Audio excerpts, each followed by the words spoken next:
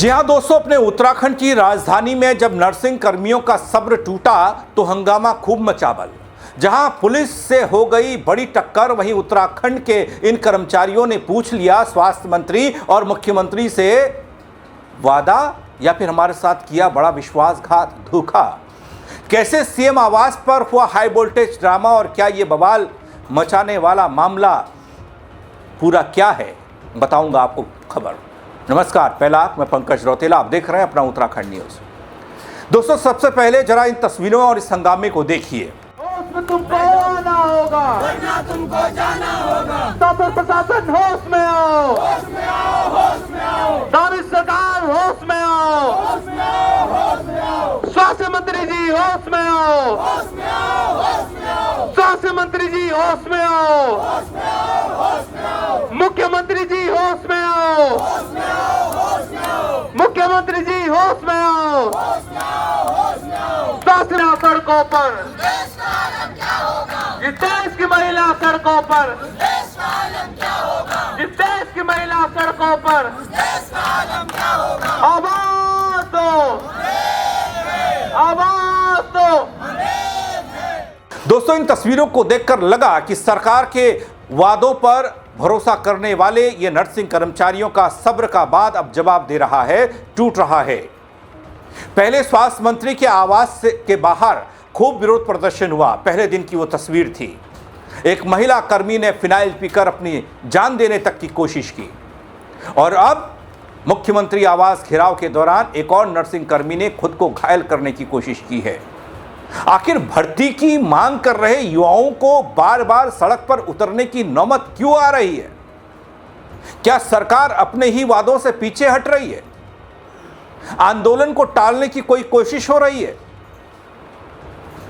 इस सब हो हल्ले के बीच में प्रदेश की मुख्य विपक्षी पार्टी कांग्रेस भी एक्टिव मोड में है, खासकर महिला विंग। महिला कांग्रेस ने सरकार पर वादा खिलाफी का आरोप लगाया। आखिर भर्ती को लेकर यह टकराव क्यों बढ़ता जा रहा है? इस सवाल का जवाब न स्वास्थ्य मंत्री पर है और न ही प्रदेश की सरकार पर। दोस्तों, सवालों के जवाब कौन देगा? कई महीनों से वर्षवार भर्ती की मांग को लेकर आंदोलन कर रहे ये नर्सिंग एकता मंच के कर्मी अब लगातार उग्र होते दिख रहे हैं। कांग्रेस प्रदेश अध्यक्ष गणेश गोदियाल ने दोस्तों सरकार और सिस्टम से सवाल तीखा किया। संविदा नर्स जहर मांग रही थी, अब सड़क पर हैं। ये सरकार वादा करके मुकर जाती है। कैबिनेट में नियमितीकरण का फैसला पास किया, फिर यू टर्न क्यों ले लिया? पूछ रहे हैं गणेश गोदियाल। पहले सुनिए आप। ये कितना दुर्भाग्य है कि हमारे बच्चे और खास करके जो संविदा पे नर्सिंग में काम कर रहे हैं, वो मंत्रियों के आवास पर जाकर जहर पीने के लिए कोशिश कर रहे हैं कि अपने जीवन लीला को समाप्त कर दें। जो हमारे संविदा पे नौकरी करने वाले लोग हैं और जो छात्र हैं, वो अपने जीवन के प्रति इतने निराश हो चुके हैं कि उनको लगता है कि सरकार में कोई उनकी सुनने वाला नहीं। मैं उन सभी छात्रों से या उन लोगों से जो संविदा पे काम कर रहे हैं, आउटसोर्स पे काम कर रहे हैं, उनकी बातें नहीं मानी जा रही हैं। मैं उनसे कहना चाहूँगा कि संयम से काम लें। जीवन सबसे महत्वपूर्ण है। ऐसी कोई बात न करें कि जिससे जीवन को खतरा हो। लेकिन इस सरकार को भी ये बात देखनी चाहिए कि बातचीत हर मसले का हल है। जो नर्सिंग असिस्टेंट संविदा पर नौकरी करके ये मांग कर रहे थे कि हमें सीनियरिटी के आधार पर नियमित किया जाए, सरकार ने कैबिनेट में ये फैसला करके कि इनको नियमित किया जाएगा। पहले उनकी बात में हामी भरी और बाद में वही सरकार बदल गई और अब कह रही कि परीक्षा दो। जब इस बात को कह रहे हैं कि परीक्षा दो, तब कह रहे हैं जब उनकी उम्र निकलने जा रही है। तो ये उनके साथ अन्याय है। इसलिए सरकार को चाहिए कि सरकार उनकी बात को सुने, उनकी बात को समझने के बाद इस प्रकार का हल निकाले, जिस हल को पब्लिक में आकर सरकार सबके सामने कह सके कि हमने ये हल निकाला और इस हल को निकालने के पीछे लॉजिक ये सब हैं। तो मैं उम्मीद करता हूँ कि सरकार कुछ तो समझे। लेकिन जहाँ तक आज टेक्निकल यूनिवर्सिटी के पेपर लीक की बात है, तत्काल सरकार मंत्री जी का इस्तीफा ले और इस पर एसआईटी की जांच बिठाए। दोस्तों, नर्सिंग भर्ती की मांग को लेकर शुरू हुआ आंदोलन अब एक निर्णायक दौर में पहुंचता दिखाई दे रहा है। कई महीनों से हम लोगों ने देखा लगातार धरना प्रदर्शन कर रहे नर्सिंग एकता मंच के सदस्यों का यह कहना था कि सरकार ने वर्षवार भर्ती का भरोसा दिया था साहब, लेकिन अब परीक्षा की तारीख घोषित कर अपने ही वादे से पीछे हट रही है। प्रदर्शन के दौरान पहले स्वास्थ्य मंत्री के आवास के बाहर 4 महिला नर्सिंग कर्मियों ने फिनाइल पिया और उसके बाद मुख्यमंत्री आवास का घेराव करने के दौरान एक नर्स कर्मी ने खुद को घायल कर लिया। इन घटनाओं के बाद आंदोलन और तेज होता दिख रहा है, लेकिन मांग और परेशानी, वादा खिलाफी का आरोप कैसे नर्सिंग एकता मंच के ये लोग लगा रहे हैं, ये युवा लगा रहे हैं, वो देख लीजिए।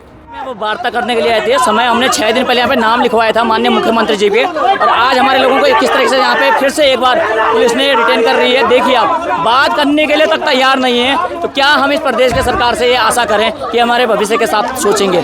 बहुत ही निंदनीय विषय है और हम इसे घोर निंदा करते हैं। अब क्या करने चाह रहे हो आगे? आप देखिए ना, हम यहाँ पे बात करने तो आए थे, 6 दिन पहले हमने समय मांगा था, और आज हम बात करना चाहते हैं माननीय मुख्यमंत्री जी से, वो भी ऐसे समय में जब हमारे लोगों के साथ इस तरह का। और ये लोग क्या कर रहे हैं, जबरदस्ती हमारे लोगों को भर के गाड़ी में भर रहे हैं, जबरदस्ती कर रहे हैं।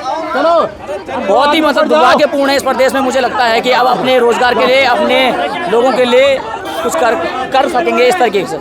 दोस्तों, इन आंदोलनकारी युवाओं का आरोप है कि सरकार के साथ कई दौर की वार्ता हो चुकी है, आश्वासन भी मिले, लेकिन जमीनी स्तर पर कोई ठोस फैसला नहीं हो पाया।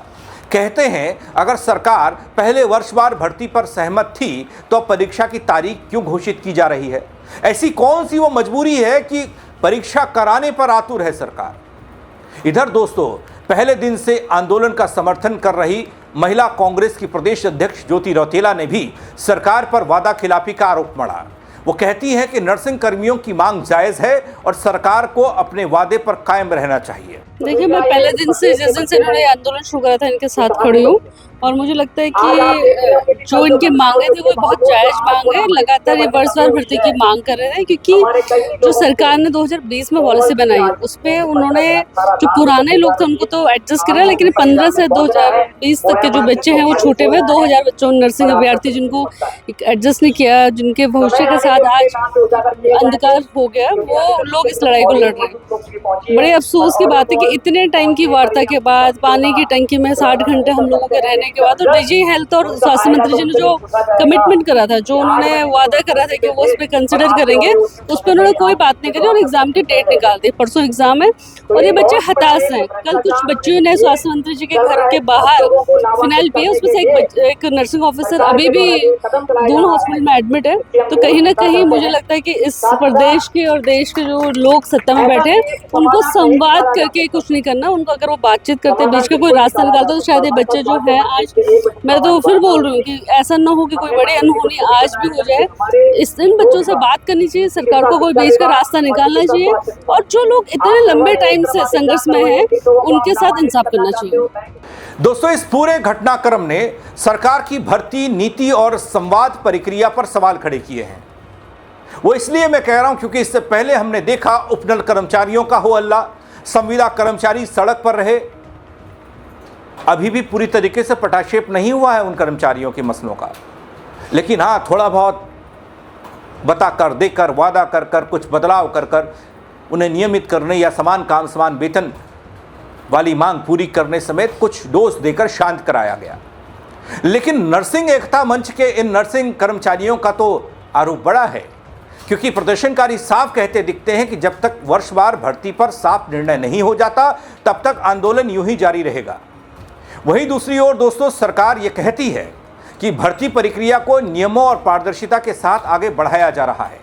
हालांकि आंदोलनकारी इस दलील से संतुष्ट नहीं दिखते और इसे अपने साथ अन्याय बता रहे हैं। दोस्तों, भर्ती की मांग से शुरू हुआ ये आंदोलन अब सरकार और नर्सिंग कर्मियों के बीच भरोसे की लड़ाई बनता जा रहा है। एक तरफ प्रदर्शनकारी अपने भविष्य को लेकर सड़क पर हैं, दूसरी तरफ सरकार नियमों और प्रक्रिया का हवाला दे रही है। हालांकि इस पूरे मसले पर अब तक न ही स्वास्थ्य मंत्री का कोई बयान आया, न ही प्रदेश के मुख्यमंत्री का कोई बयान आया। लेकिन सवाल यह है कि सरकार और आंदोलनकारियों के बीच में कोई सहमति बनेगी भी या नहीं?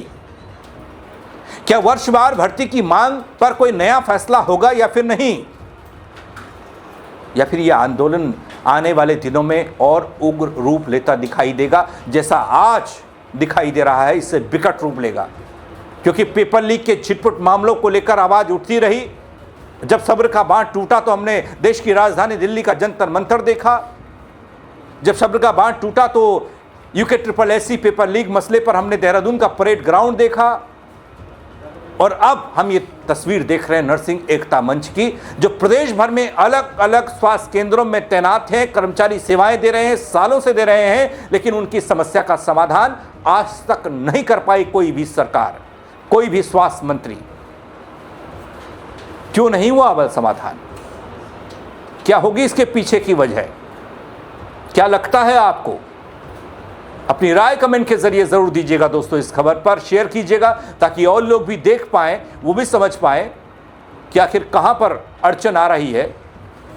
दोस्तों फेसबुक पर देख रहे हैं, फॉलो जरूर कर लीजिएगा ताकि हर खबर आप तक वक्त पर पहुंचा पाऊं।